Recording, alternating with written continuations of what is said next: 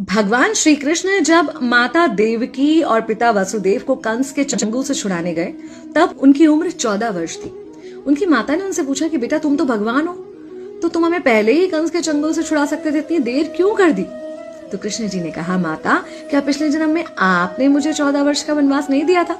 माता हैरान रह गई, बोली ये क्या कह रहे हैं आप?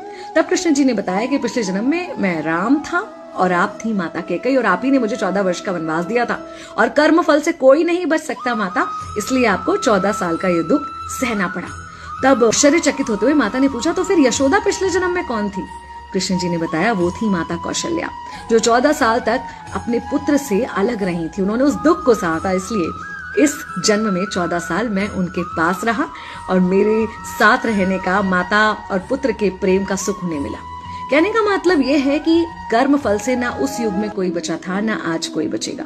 खुद भगवान भी कर्म फल से नहीं बच सकते, इसलिए अपने हर एक कर्म को बहुत सोच समझ कर कीजिए, क्योंकि जिसके भी खिलाफ आप कुछ गलत कर रहे हैं उससे आपकी शत्रुता कुछ समय या शायद एक जन्म की है, लेकिन उसके साथ कुछ गलत करके आप अपने कई जन्म बिगाड़ सकते हैं।